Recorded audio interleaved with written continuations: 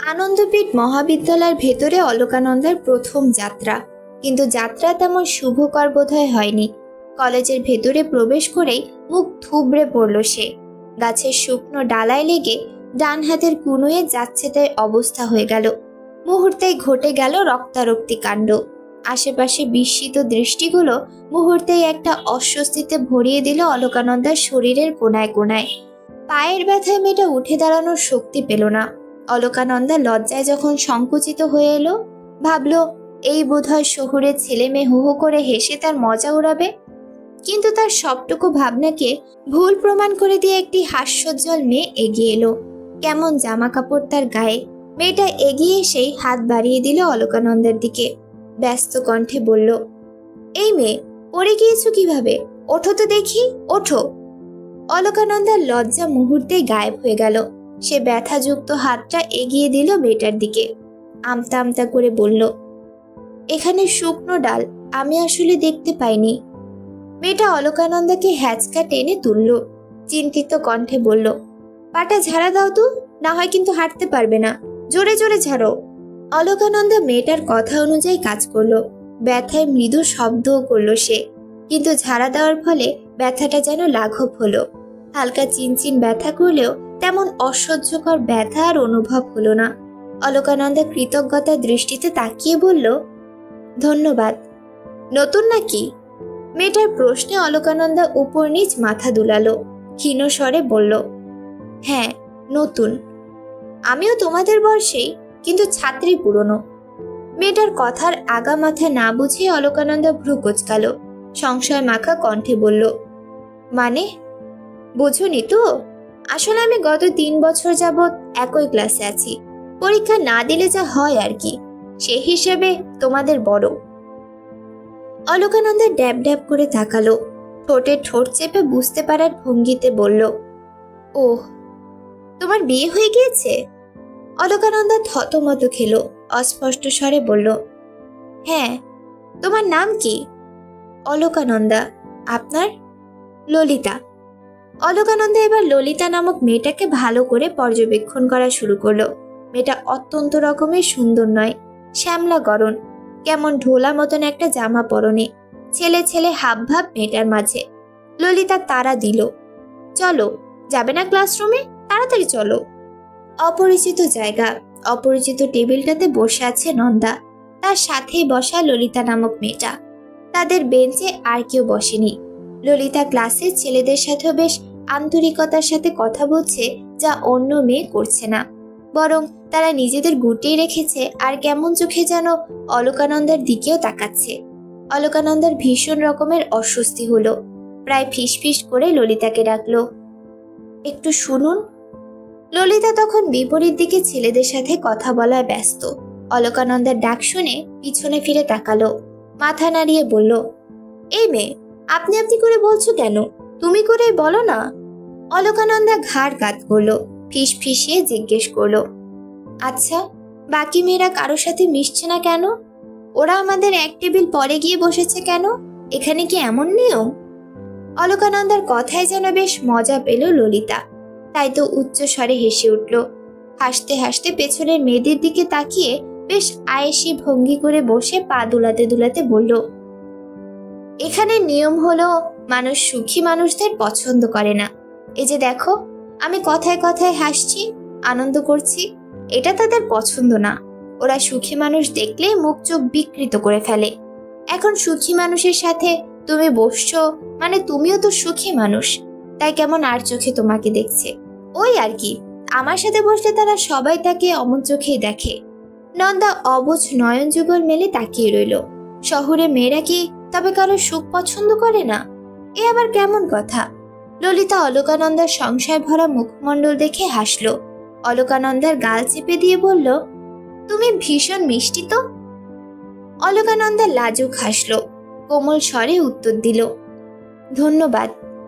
তন্মধ্যেই তাদের কক্ষে প্রবেশ করলেন একজন শিক্ষক, যাকে দেখে দাঁড়িয়ে গেল সকলে এবং সমস্বরে চেঁচিয়ে বলল, শুভ সকাল স্যার।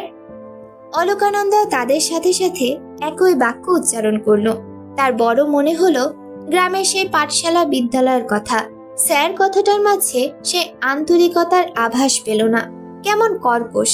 ইংরেজি তার কাছে সর্বদাই আবেগবিহীন শব্দ, যা উচ্চারণ করার সময় শরীরের কোনো অঙ্গ প্রত্যঙ্গই প্রভাব পড়ে না, বরং কেমন তেতো শোনায়। অথচ বাংলা ভাষা কি মাধুর্যতা! মাস্টার মশাই বলে ডাক দেওয়ার সময় বুকটা সম্মানে ভরে যায়। উপস্থিত শিক্ষক সকলের শুভেচ্ছার উত্তর দিয়ে বসার আদেশ করলেন। অলকানন্দ কলেজের সবার শেষে ভর্তি হয়েছে বিধায় সে এখানকার নতুন মুখ, সেজন্য শিক্ষকের দৃষ্টি প্রথমে তার দিকেই পড়ল। লোকটা চোখ মুখ কুঁচকে প্যান্টের বেল্ট একটু উপরে ওঠাতে ওঠাতে নন্দার উদ্দেশ্যে বললেন, এই তুমি কি নতুন?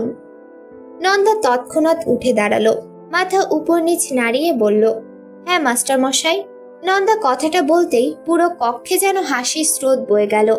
হাসল না কেবল ললিতা, শিক্ষকও যেন পছন্দ করলো না এই কথাটা। মুখ চোখ কেমন অন্ধকার করে বললেন, অনলি স্যার ডাকবে, নো মাস্টার মশাই ফাস্টার মশাই। অলকানন্দা কিছুটা লজ্জাই অনুভব করলো এসবে। সে কোনো মতে দ্বিধা দ্বন্দ্ব নিয়ে মাথা নাড়ল। শিক্ষক তাকে বসতে বলেই বক্তব্য শুরু করলেন।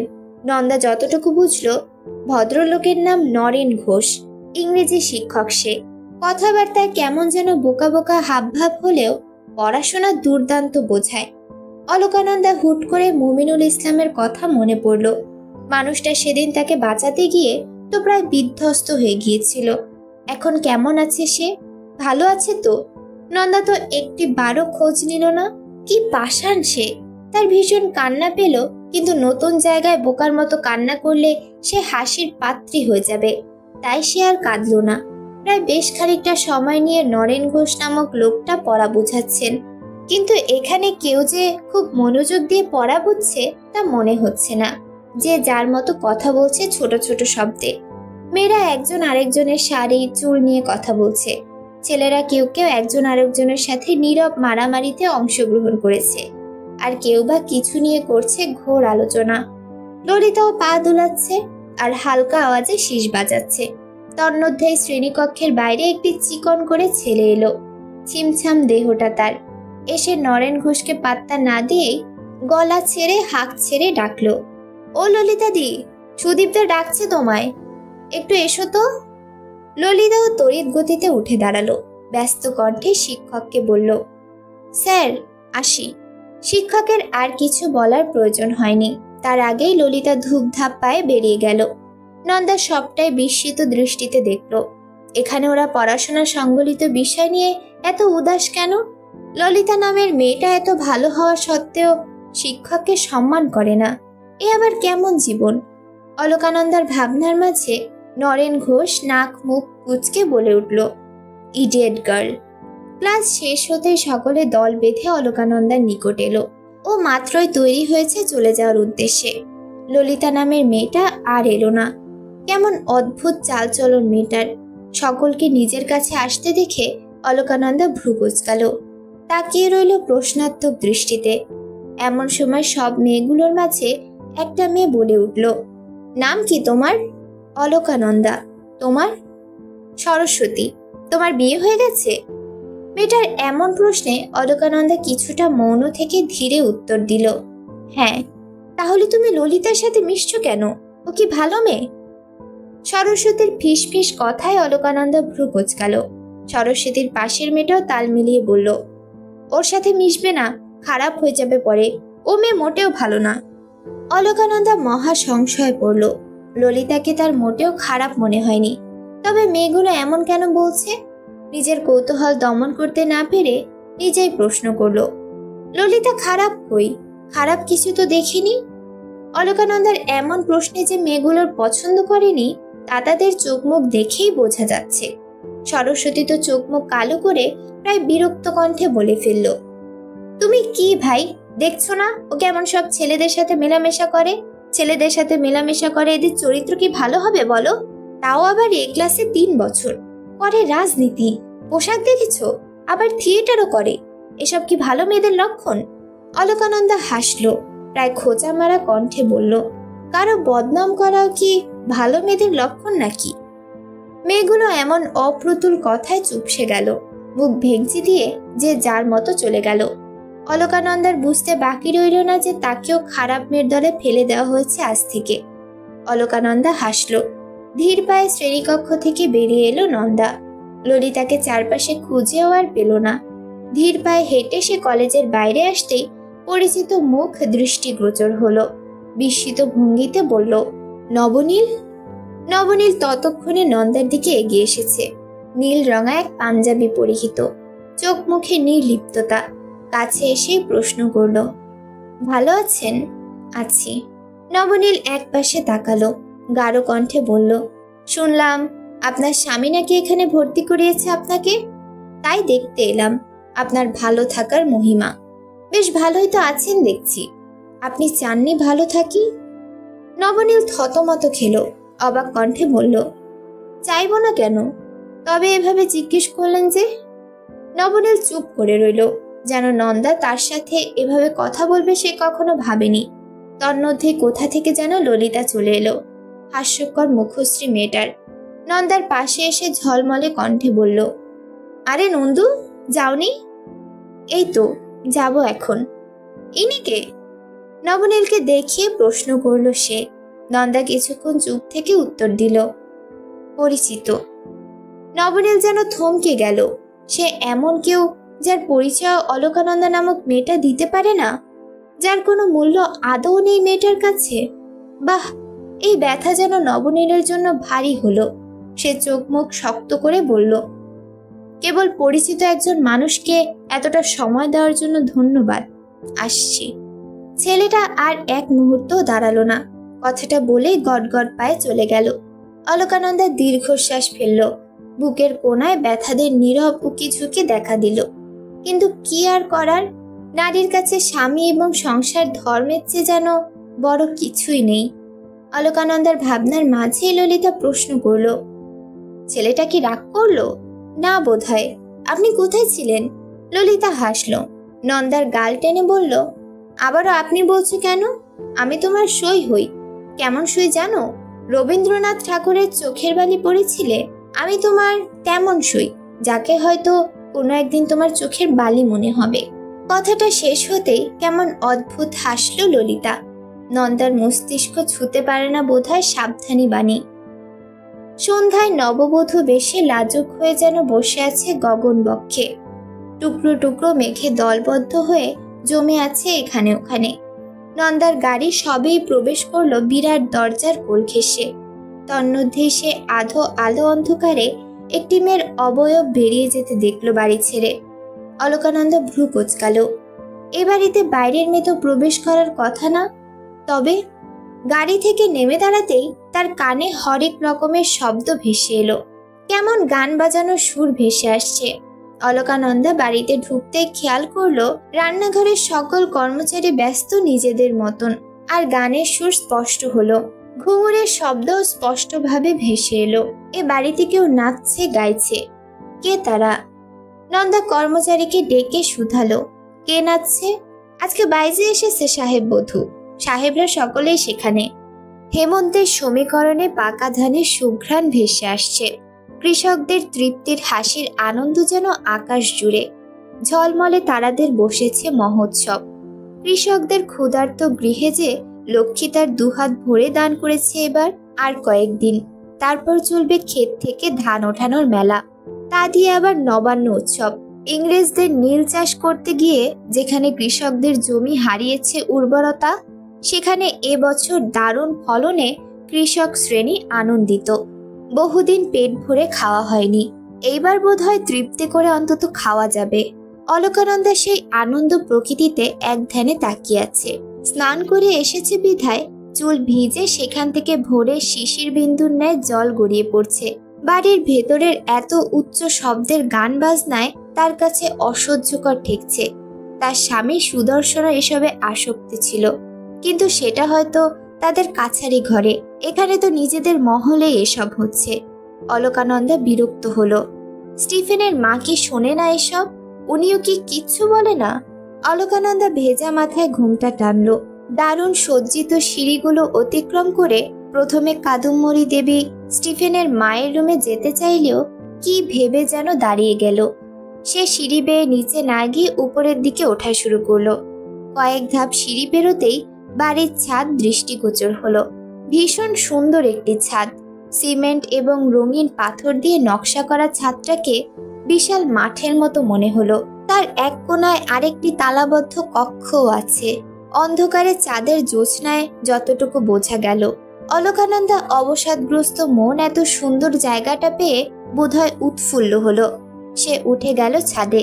খালি পদযুগল ফেলে ছাদের দক্ষিণ দিকটায় গেল। চাঁদ সেখানে হেলে পড়েছে রূপোর থালার ন্যায়। বড় বড় তালগাছ ছাপিয়ে কেমন মিঠে আকাশের দোচালায়। মুক্ত বাতাসে ভারী মনটা মুহূর্তেই শীতল হয়ে গেল। সে চোখ বন্ধ করে কি সুন্দর প্রকৃতি অনুভব করা আরম্ভ করলো। তার এই শীতলতা বেশিক্ষণ স্থায়ী হলো না। ছাদের কোল থেকে ভেসে এলো শ্রুতি মধুর কণ্ঠ। কি সুন্দর মিহি সুরে কেউ গাইছে রবীন্দ্রসঙ্গীত। যখন পড়বে না মোর পায়ের চিহ্ন এই বাটে, আমি বাইব না, আমি বাইব না মোর খেয়া তরি এই ঘাটে। অলকানন্দা যেন মোহগ্রস্ত হয়ে গেল মুহূর্তেই। এত মায়ামাখা কণ্ঠ, এত লুকায়িত করুণ আকুতি নিয়ে গাইছে কে? কার কণ্ঠে বিধাতা তার সকল আশীর্বাদ ঢেলে দিয়েছে? কার হৃদয়ে বিধাতা ঢেলেছে এত বিষাদ? কার বিরহে ওই নারীর কণ্ঠে এত হাহাকার? কোন হতভাগা পুরুষ এই মায়াবী নারীর কণ্ঠ উপেক্ষা করে চলে যেতে পেরেছিল? অলকানন্দার চঞ্চল মস্তিষ্ক বিমুগ্ধ, চিত্ত স্থির হয়ে গেল নিমিষেই। এই মুগ্ধ পরিবেশ কেমন বিষাদময় ঠেকল নন্দার কাছে। তারপর থেমে গেল গানটা, থেমে গেল সকল মুগ্ধতা, সকল বিরহ। কেটে গেল ঘোর। নন্দা চারপাশে তাকাতে লাগলো, বারংবার তাকালো। কই, কেউ তো নেই। তবে কে গাইল এমন মহাগীতি?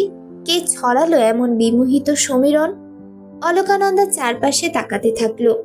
যখন সেই মেইলি মিঠে স্বর শোনার জন্য মরিয়া হয়ে উঠল, ঠিক তখনই তার চোখ গেল ছাদের কোণায় সেই ঘরটাতে, বাহির থেকে যাকে দারুণ দেখাচ্ছে। এই ঘর থেকে কি কেউ গাইল এত সুন্দর করে? এত রাতে কেই বা এই ঘরে আসবে? কেনই বা আসবে? তাছাড়া বাইরে তালাবদ্ধ অবস্থায় ভেতরে কেই বা থাকবে? অলকানন্দার মনে প্রশ্নের স্তূপ, অথচ সবগুলো প্রশ্নের উত্তরবিহীন। ক্ষণে ক্ষণে ছটফট ছটফট করছে। অলকানন্দা এগিয়ে গেল ধীর পায়ে। তার নূপুর তখন সুর মেলেছে মিহি আকর্ষণীয়। সে দরজার কাছটাতে গিয়ে দাঁড়ালো।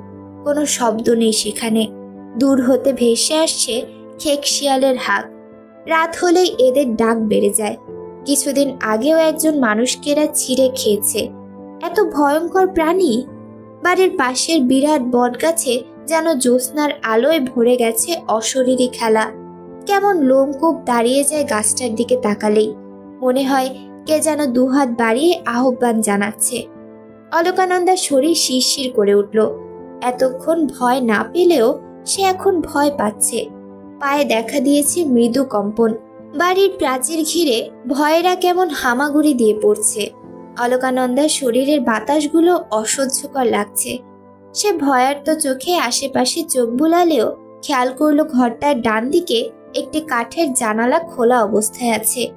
অলকানন্দা ভীত মনে কৌতূহলের পরিমাণ বাড়ল। নিশ্চয়ই জানালা দিয়ে ঘরের ভেতরের অবস্থা বোঝা যাবে। এক বুক আশা নিয়ে সে জানালাটার সামনে যায়। জানালা ভেদ করে ভেতরে দৃষ্টি রাখতেই দেখে ঘরের এক কোণায় প্রদীপ জ্বলছে নিভু নিভু আলোয়। কিন্তু সেই আলো বড়ই দুর্বল পুরো ঘরকে আলোকিত করতে। অলকানন্দা বেশ গাঢ় দৃষ্টিতে এদিক ওদিক চাইল। কাঁপা কাঁপা কণ্ঠে বলল, কে আছো? অপর পাশ থেকে কোনো উত্তর এলো না। বাতাসের ঝাপটায় দুর্বল প্রদীপটা খানিক কেঁপে উঠল বোধহয়। অলকানন্দা আবার ডাকল, কেউ আছো? বিপরীত দিক তবুও নীরব। অলকানন্দার হৃৎপিণ্ডের গতি অস্বাভাবিক। হাত পাও কাঁপছে আগের তুলনায় বেশি। তার মনে হলো তার পেছনে কেউ দাঁড়িয়ে আছে। এই বুঝি কেউ তাকে ধরে ফেলল। মনের এই আকুলি বিকুলি ভয়কে প্রাধান্য দিয়ে সে পিছু ঘুরল। না, তেমন কেউ তো নেই। অলকানন্দা ভ্রু কুঁচকে এলো। মনের ভ্রান্তি ভেবে যেই আবার জানালায় দৃষ্টি দিল, ঠিক তখনই ভেতর থেকে একজন আচমকা নন্দার সামনে এসে খিলখিল করে হেসে উঠল। নন্দা তৎক্ষণাৎ চমকে গেল। দৃষ্টির মাঝে ঘোলা হয়ে আসলো সেই অদ্ভুত মুখশ্রী। কপালে সিঁদুরের বড় ফোঁটা আঁকানো, মাছ সিঁথিতে ভরাট করে সিঁদুর লেপা, শরীরে চকচকে শাড়ি ও ঝলমলে গহনা। অলকানন্দা 2 কদম ছিটকে পেছনে চলে গেল। চিৎকার করতে গিয়েও বেশ জোর করে নিজের হাত দিয়ে নিজের মুখ চেপে ধরল। তার পা কাঁপছে, মৃদু কম্পন ধারণ করেছে ভয়াবহ রূপ। সে দাঁড়িয়ে থাকতে পারল না আর, ছাদের মেঝেতেই বসে পড়ল।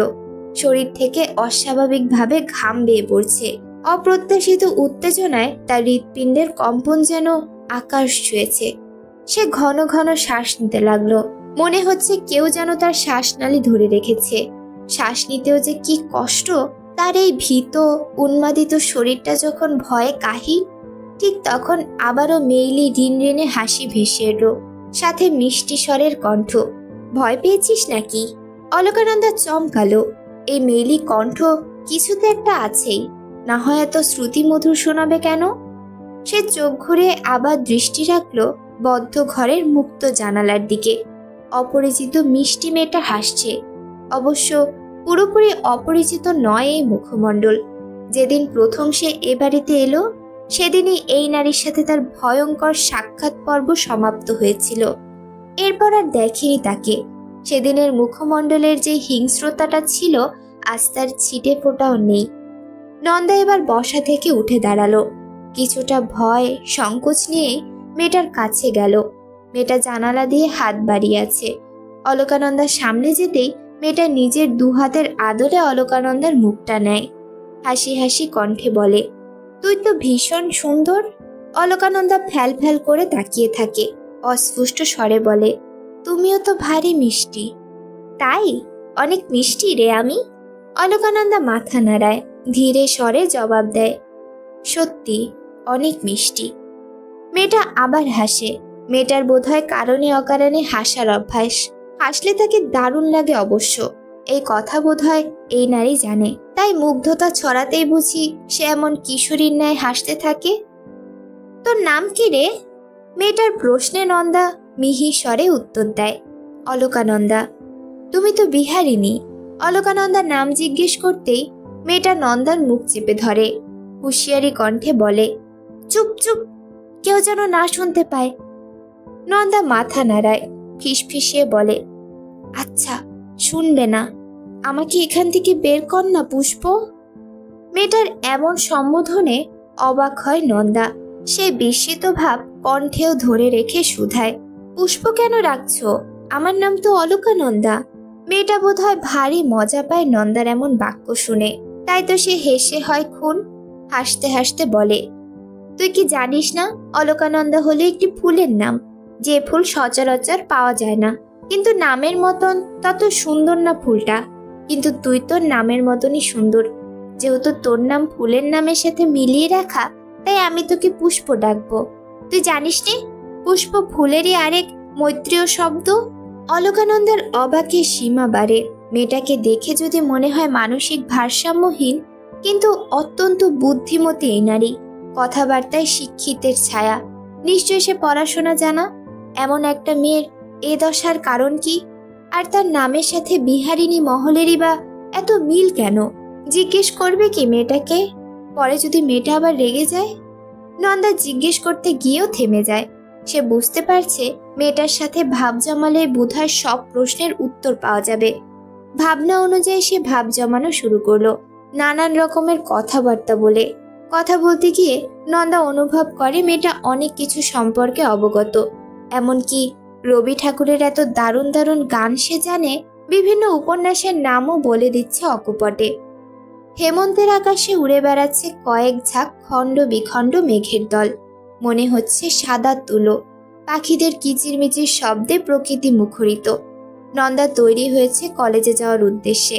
রাতে অনেক দেরি করে ঘুমানোর ফলে তার চোখ জ্বালা করছে, মাথাটাও যন্ত্রণায় ভার হয়ে আছে। তবে এত খারাপের মাঝেও একটা ভালো হয়েছে, স্টিফেন নামক লোকটা কাল ঘরে আসেনি। নন্দা বেশ স্বস্তি নিয়েই ঘুমোতে পেরেছে। লোকটার সান্নিধ্য তার পছন্দ নয়, কেমন অস্বস্তি লাগে। এতদিন একসাথে থেকেও অপরিচিত লাগে মানুষটাকে। মনে হয় তাকে নন্দার জানা হয়নি আদৌ। একটা অপরিচিত মানুষ সে। একই বাড়িতে থেকেও দুজন দুই প্রান্তের মানুষ। নন্দার ভাবনার মাঝে তার কক্ষে উপস্থিত হয় কাদম্বরী দেবী। মহিলার মুখে সুপরিচিত মিষ্টি হাসি। এসে নন্দার মাথায় হাত বুলিয়ে আন্তরিকতার সাথে শুধায়, ভালো আছো মা? নন্দা তাকায় মহিলার দিকে। কালো রঙের এই মহিলাকে হাসলে ফর্সা রঙের মানুষের থেকেও বেশি সুন্দর দেখায়। টান টান চোখ মুখ, তবে গায়ের রঙের জন্য তার এই অকৃত্রিম সৌন্দর্য প্রকাশ পেতে পারে না। সমাজের প্রচলিত নিয়ম তো এটা, গায়ের রং দুধে আলতা না হলে সে মানুষটাকে কিংবা তার আর কোনো অঙ্গভঙ্গিকেই সুন্দরের আওতায় আনা যাবে না। তার সব সুন্দর কেবল কালো রঙের জন্য অসুন্দর নামক স্বীকৃতি পায়। নন্দাকে চুপ থাকতে দেখে কাদম্বরী দেবী বলল, তোমাকে ভীষণ মনে পড়েছে মা, জানো? নন্দা ভ্রু কোঁচকায়, অবাক কণ্ঠে জিজ্ঞেস করলো, মনে পড়েছে? হ্যাঁ, কয়েকদিন যাবৎ তোমাদের দেখি না, মনে পড়বে না? নন্দা যেন মহিলার কথায় আগা মাথা খুঁজে পায় না। চোখ মুখে তার সেই ভাব স্পষ্ট। তা দেখে হাসেন কাদম্বরী দেবী, বলেন, কয়েকদিন যাবৎ আমি তো বাড়ি ছিলাম না, জানো না নিশ্চয়ই সেটা? নন্দা বিস্মিত হয়, হতভম্ব কণ্ঠে বলে, আপনি বাড়ি ছিলেন না? না, একটু তীর্থক্ষেত্রে দর্শন করতে বের হয়েছিলাম। তুমি জানতে না? মহিলার প্রশ্নে নন্দা ডানে বামে মাথা নাড়ালো, অস্ফুষ্ট স্বরে বলল, না, জানতে হবে তো সংসারের খবর, তাই না? বিয়ে তো হয়েছেই, এবার কষ্ট করে না হয় মানিয়ে নিলে। আমার ছেলে নিশ্চয়ই ততটাও খারাপ না। মহিলার কথায় নন্দা ভেতরটা তাচ্ছিল্য করে উঠল। ওনার ছেলে খারাপ না, তাই বলে কি কাল সারা রাত বাইজিদের সাথে পড়েছিল? কিন্তু মুখ ফুটে সে আর কথাটা বলে না। মহিলাটি আন্তরিক, তার ছেলের জন্য এই নারীকে মোটেও শক্ত কথা বলা তার সাজে না, বেমানান লাগবে। নন্দা কলেজে যাওয়ার জন্য বাড়ি থেকে বের হলেও শেষ পর্যন্ত সে কলেজে গেল না, গেল নিজের আগের শ্বশুর বাড়ি বিহারিণী মহলে। বাড়ির গেটে পা রাখতেই তার শরীরে শীতল স্রোত বয়ে গেল। এত সাহস নিয়ে তো চলে এসেছে এখানে, কিন্তু আদৌ কি উচিত কাজ হয়েছে? নিশ্চয়ই বাড়ির মানুষ তার সাথে বাজে ব্যবহার করবে। নন্দা তবুও সাহস করে পা বাড়ায়। অন্দরমহলে ঢুকতেই বাড়ির কর্মচারীদের চোখে পড়ে সে। তারপর কর্মচারীরাই খবর পাঠায় সবাইকে। মিনিট কয়েক পেরোতেই বাড়ির সকলে এসে উপস্থিত হয়ে গেল। সবার চোখে মুখে অবাক ভাব, বিস্মিত নয়ন যুগল। নন্দা এগিয়ে যায় সুরবালার দিকে। মানুষটার মুখশ্রী শুকিয়ে গিয়েছে। অলকানন্দা মাথা নত করে প্রণাম করে। সুরবালা দেবীর মুখশ্রী আগের মতোই কঠোর। নন্দা তা দেখে শুধায়, আশীর্বাদও করবেন না মা? সুরবালা দেবী মুখ ঘোরায়, শক্ত কণ্ঠে বলে, বেঁচে থাকো, আশীর্বাদ করি, স্বামী সোহাগী হও। বেঁচে থাকবো? যেখানে মৃত্যুর পথে আমাকে একা ফেলে চলে এসেছিলেন, সেখানে বেঁচে থাকার আশীর্বাদটা হাস্যকর হলো না মা? আকাশে ঘন ঘন বিদ্যুৎ চমকাচ্ছে। আবহাওয়া আজ ভীষণ গম্ভীর। ক্ষণে ক্ষণে আকাশ তার রাশভারী কণ্ঠে ডেকে উঠছে। মাথা উঁচু করে দাঁড়িয়ে থাকা বিশাল তালগাছগুলোকে প্রকৃতির তাণ্ডবে আজ অশান্ত। মেঘমন্ত আবহাওয়া অলকানন্দার সুন্দর শরীরটাও আধো অন্ধকারে বেষ্টিত মনে হচ্ছে। সে দাঁড়িয়ে আছে তাদের কলেজের মাঠে। শরীরে জড়ানো নীল মখমলের কাপড়, চোখ মুখ শুকনো তার। চোখের সামনে ভেসে উঠছে কেবল বিহারিণী মহলের দৃশ্য। সব পরিচিত মানুষের শরীরে কেমন অপরিচিতর ছোঁয়া। সে অবশ্য বিহারিণী নামক মেয়েটা সম্পর্কে জানতে চাওয়ার জন্য সেখানে গিয়েছিল, অথচ সেখানে গিয়ে জেনে এলো অন্য কিছু। সূর্যাস্ত আইনে বিহারিণী মহলের জমিদারি নিলামে উঠতে চলেছে। তার উপর কোম্পানি থেকে নোটিশ এসেছে মোটা অঙ্কের কর পরিশোধ করার জন্য। সকলে তাই নিয়ে হিমশিম খাচ্ছে। মনময়ূরীর স্বামী প্রসাদও আজকাল এ বাড়িতে আর থাকে না, সে নিজ বাড়ি ফিরে গিয়েছে। পানগড়ি এবং তার স্বামী অবশ্য এখানেই আছে। তার দেবর মনোহরের চোখ মুখে অবশ্য কোনো শোকতাপের চিহ্ন পাওয়া গেল না, না আনন্দের রেশও ছিল। সে বরাবরের মতো ছিল নির্বিকার, কোনো গালমন্দ করেনি কিংবা প্রশংসাও করেনি। চুপচাপ নিজের মতো ছিল। মানুষগুলোর মাঝে কেমন যেন একটা নিস্তব্ধতা ছিল যা নন্দার ভেতরে লেগেছিল। সে হয়তো অনেক কথা শুনিয়ে এসেছে, কিন্তু মানুষগুলোর জন্য তার ভেতরটা কাঁদছে। তার উপর তার হাতে তরঙ্গিনী একটা ছোট্ট চিরকুটের মতো কিছু একটা দিয়েছিল লুকিয়ে। লক্ষ্মী দেবীর ঘর থেকে নাকি সেটা পেয়েছিল। সেখানে উল্লেখ করা আছে চিরকুটটা কেবল নন্দার জন্য। লক্ষ্মী দেবী সবাইকে ছেড়ে কেন তার জন্যই চিরকুটখানা লিখে গিয়েছিল? আর কেনই বা চিরকুট লিখেছিলেন? সে কি তার মৃত্যু টের পেয়েছিলেন? নন্দা চিরকুটটা আবারও পড়ল। কালো দোয়াতে ভারী ভারী অক্ষরে কিছু হেয়ালি মাখা শব্দ লেখা। তোমার তরে রেখে গিয়েছে আমি কিছু সত্যের সমাহার, জীবনের উত্থান পথনে যা তোমাকে দিগ্ভ্রান্ত করবে বারংবার। আপন মানুষের ছদ্মবেশে কে যেন ডাকে জমালয় থেকে সাজিয়ে ফন্দি। আমার প্রিয় কৌটায় সোনালি আস্তরণে রয়েছে কত গীতিকাব্য বন্দি। তুমি জেনে নিও সব, প্রিয় মানুষের মুখোশের আড়ালে যত আছে মিছে কলরব। অলকানন্দার ভ্রু কুঁচকে আসে। কেমন ভাষা ভাষা শব্দগুচ্ছ, মনে হচ্ছে কত গোপনীয়তা প্রতিটি অক্ষরে। সে গোপনীয়তা ভেদ করে কেউ যেন ছুঁতে পারে না মানুষটার আড়ালের কিছু। কিন্তু সে গোপনীয়তা কেন অপ্রিয় নন্দার তরে দান করে গেল সে? কি ভরসায়? অলকানন্দার ভাবনার মাঝেই তার পিঠে চাপড় মারল কেউ। সে পিছু ফিরতে তাকাতেই দেখল ঝলমলে হাসি দিয়ে দাঁড়িয়ে আছে। নন্দা পিছু ফিরতে এসে শুধালো, ভালো আছো নন্দা? নন্দা মাথা নাড়ল, মুচকি হেসে বলল, হ্যাঁ, তুমি ভালো আছো?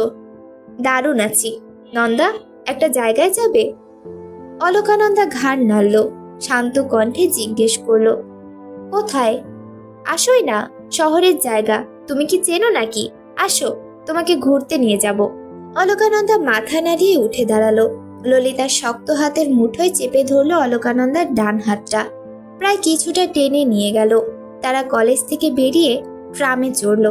নন্দা অবশ্য এর আগে কখনো ট্রামে চড়েনি, তাই আগ্রহ নিয়ে ললিতার কাছ থেকে ট্রাম সম্পর্কে জানল। কয়েকটা লোক আবার ওদের দিকে কেমন দৃষ্টিতে তাকিয়ে রইল। ট্রাম নির্দিষ্ট গন্তব্যে পৌঁছাতেই ললিতা অভিজ্ঞ পায়ে নেমে গেল। সমস্যা হলো নন্দার।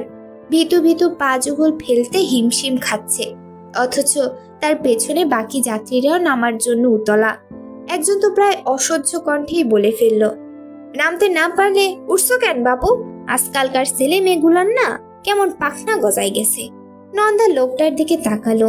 কিছুটা শক্ত জবাব দেওয়ার আগেই ললিতা মুখ ঝামটি দিয়ে লোকটার উদ্দেশ্যে বলল, একজন মানুষের সমস্যা হতেই পারে স্যার। আপনারা তো তাড়া থাকলে উড়োজাহাজে চলাচল করতে পারেন না?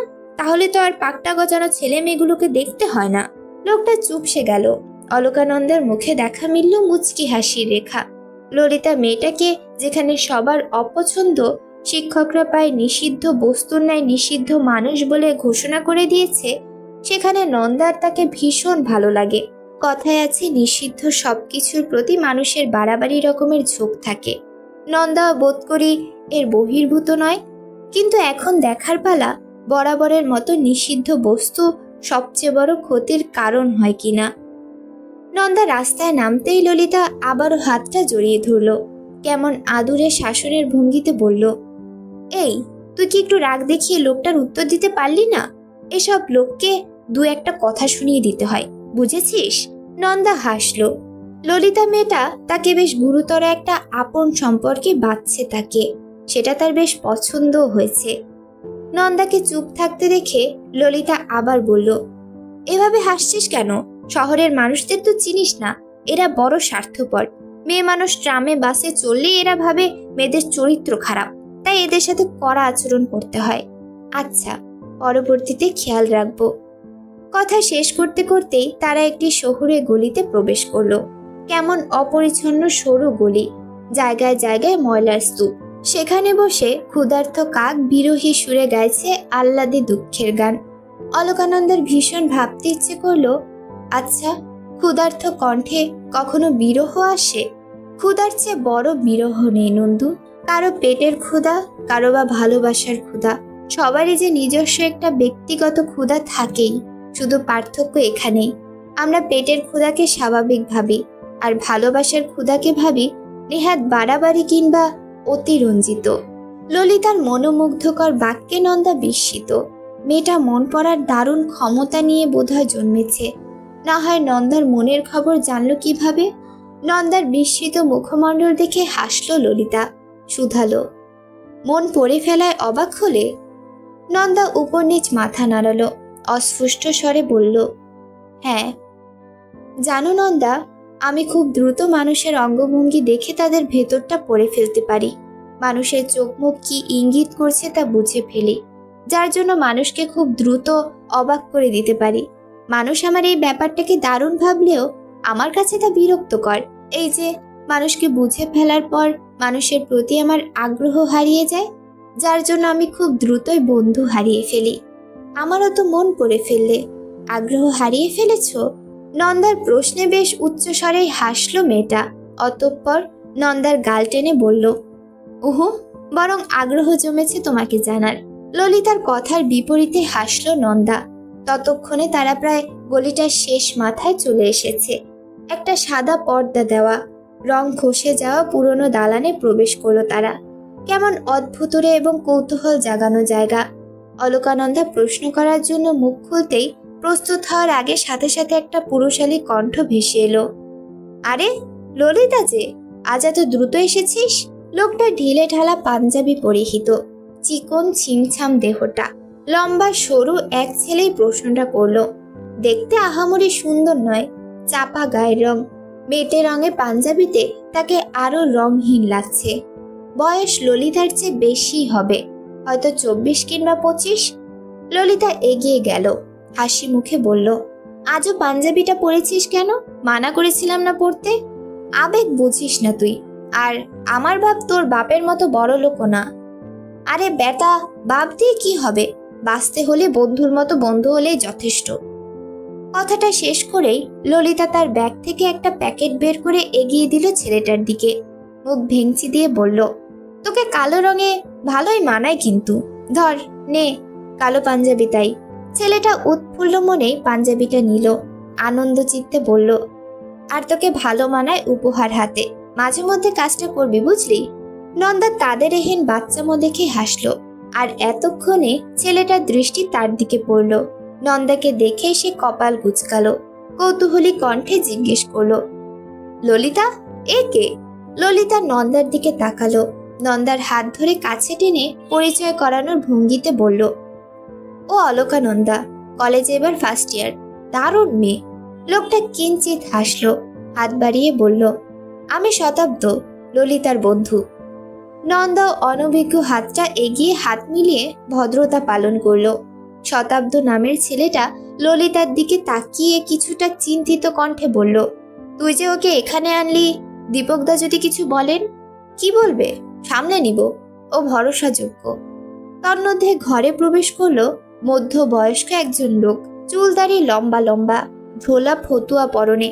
সে প্রবেশ করলে নন্দাকে দেখে ভ্রু কোচকালো, রাশভারী কণ্ঠে বলল, ললিতা, কাকে নিয়ে এসেছিস এখানে? ললিতা চমকালো, সাথে গম্ভীর কণ্ঠে চমকায় নন্দাও। শতাব্দ এগিয়ে যায়, আমতা আমতা করে বলে, দীপক দা, ও ললিতার বন্ধু। দীপক নামের লোকটা এবার নন্দাকে পা থেকে মাথা অবধি গম্ভীর দৃষ্টিতে পর্যবেক্ষণ করলো। ললিতার উদ্দেশ্যে বলল, যাকে তাকে এখানে আনবি না। নন্দার কথাটা বেশ খারাপ লাগলো। কথার ধরন খুব আলগোছে যে তাকে অপমান করছে তার বুঝতে বাকি রইল না তার। সে শক্ত কণ্ঠে ললিতাকে বলল, আমি তো আসতে চাইনি ললিতা, শুধু শুধু আনলে। আমি বরং বাহিরে গিয়ে দাঁড়াচ্ছি, তুমি কাজ শেষ করে এসো। ললিতা হুড়মুড় করে এগিয়ে এলো, নন্দার এক বাহু শক্ত করে আঁকড়ে ধরে বলল, দীপক দা, ও কিন্তু দারুণ মেয়ে, তুমি তো আমাকে চেনো, মানুষ চিনতে আমি মোটেও ভুল করি না। দীপক নামের লোকটা দীর্ঘশ্বাস ফেললেন, ভিরিক্কি কণ্ঠে বললেন, এসে যেহেতু পড়েছ, এবার বসো। ললিতার সাথে আমার কিছু কথা আছে, শেষ হলে একসাথে যেও। কথাটা বলেই লোকটা ভেতরে চলে গেলেন। ললিতা ও নন্দাকে দাঁড় করিয়ে রেখে ছুট লাগালো, কিন্তু নন্দার এই একাকিত্বে সঙ্গী হলো শতাব্দ। দারুণ আড্ডা দিতে পারে ছেলেটা, মুহূর্তে মিশে যাওয়ার অসাধারণ গুণটা ছেলেটার মাঝে বিরাজমান। অবশেষে গোটা একটা দিন ললিতার সাথে অতিবাহিত করে নন্দা এসে দাঁড়ালো কলেজের সামনে। অবশ্য তার সাথে ললিতাও আছে। চারপাশে সূর্যের বিদায়ী সুর বাজছে। নন্দার মন আজ কিছুটা ঝরঝরে। শতাব্দ নামক ছেলেটা ভীষণ মজার, তার সাথে কথা বলে যে কেউ ফুরফুরে মেজাজে চলে যাবে। নন্দার ভাবনার মাঝে নন্দার বাহুতে হাত রাখলো ললিতা, ক্ষীণ স্বরে বলল, দীপকদাকে খারাপ ভাবিস না নন্দু, তিনি কিন্তু ভীষণ ভালো মানুষ। নন্দা মাথা নাড়ল, ক্ষীণ স্বরে উত্তর দিল, খারাপ ভাববো কেন? খারাপ ভাবার কারণ আছে দেখেই ভাববি। আর তোকে তো আমি বলেছিও, আমি কিন্তু মানুষের চোখ দেখে তার মনের কথা বলতে পারি, তাই কথা লুকাস না। আসলে দীপকদা সহজে মানুষকে বিশ্বাস করে না। অবশ্য এটাই স্বাভাবিক। এই নশ্বর জীবনে মানুষকে বিশ্বাস করা সবচেয়ে কঠিন কাজ, আর কঠিন কাজটা সাবধানেই করা উচিত। কিন্তু দীপকদা সত্যিই ভালো মানুষ, যখন পুরোপুরি মিশবি তখন বুঝবি। আচ্ছা, তুমি আর কি কি বুঝতে পারো মানুষ দেখে? নন্দা প্রশ্ন করলো ঠিকই, কিন্তু তার উত্তর দেওয়ার আগেই কোথা থেকে যেন স্টিফেন ছুটে এলো। ঘরমাক্ত মুখশ্রী, চিন্তায় টইটুম্বুর তার শরীরের অঙ্গ প্রত্যঙ্গ। তার কণ্ঠ কাঁপছে। কম্পনরত কণ্ঠে সে শুধালো, কোথায় গিয়েছিলে সানশাইন? আমি কতটা ভয় পাইয়া গিয়েছিলাম জানো? তোমাদের কলেজে পুরোটাই আমি খুঁজে আসিলাম। নন্দা কাট কাট কণ্ঠে জবাব দিল, আপনি এখানে কেন? তোমাকে নিতে আসিয়াছি। আমি কি একা যেতে পারি না? একা তো সবাই যাইতে পারে, কিন্তু সঙ্গী পাইলে যাইতে দোষ কোথায়? পথ আর দীর্ঘ মনে হইবে না। স্টিফেনের ঠোঁটে মোহনীয় হাসি। ললিতা অপলক তাকিয়ে রইল সেই হাসির পানে। আনমনে নন্দাকে প্রশ্ন করল, তোমার স্বামী তাই না? নন্দা মাথা নাড়ল। ললিতা বাঁকা হেসে বলল, জিজ্ঞেস করলে না আমি আর কি জানি? আমি এটাও জানি তোমার স্বামী বোধহয় তোমাকে চোখে হারায়, তাই না? নন্দা উত্তর দিল না। স্টিফেনের তাড়ায় দ্রুত গাড়িতে গিয়ে বসল। ললিতা তাকিয়ে থাকে তাদের দিকে, গাঢ় চোখে কিছু একটা বোঝার চেষ্টা করে। গাড়ি চলছে নিজ গতিতে।